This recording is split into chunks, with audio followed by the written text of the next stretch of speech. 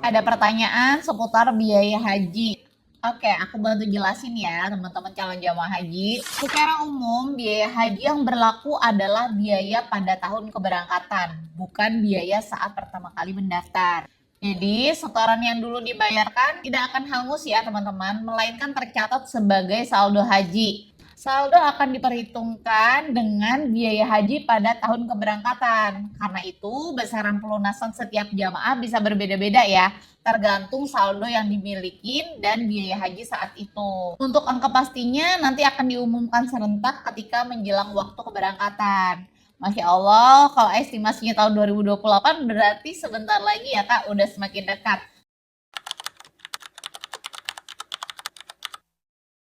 Biasanya di bulan apa Kak untuk jadwal istitohah? Oke, buat teman-teman calon jamaah haji 2027 begini ya. Kalau untuk pemeriksaan istitohah kesehatan haji biasanya dilakukan setelah jamaah masuk dalam daftar yang dipersiapkan untuk keberangkatan.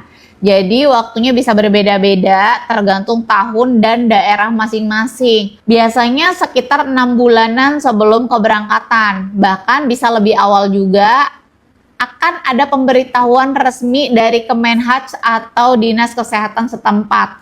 Jamaah akan diminta mengikuti pemeriksaan kesehatan sebagai bagian dari proses penentu istitohah. Biasanya pemeriksaan kesehatan akan dilakukan secara bersamaan di puskesmas setempat. Saran aku kalau estimasi keberangkatannya tahun 2027, sering-sering aja cek informasi dari Kemenhaj atau grup haji daerah masing-masing ya. Karena biasanya nanti akan ada pemberitahuan resmi kapan jadwal pemeriksaan istitohah kesehatannya.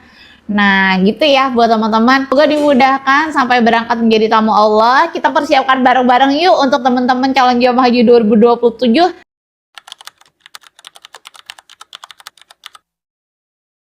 Assalamualaikum Kak, kalau keberangkatan di kota A, bisa nggak kita cek kesehatan di kota lain? Waalaikumsalam teman-teman calon jamaah haji, aku jawab ya. Jawabannya bisa, selama fasilitas kesehatan tersebut ditunjuk untuk pemeriksaan istitohah kesehatan haji dan datanya terintegrasi dengan sistem Kemenhaj. Kakak bisa konfirmasi ke Kemenhaj tempat kakak berangkat dan konfirmasi juga ke puskesmas domisili kakak. Nanti akan dijelaskan apakah pemeriksaannya bisa dilakukan di daerah domisili. Biasanya sih bisa.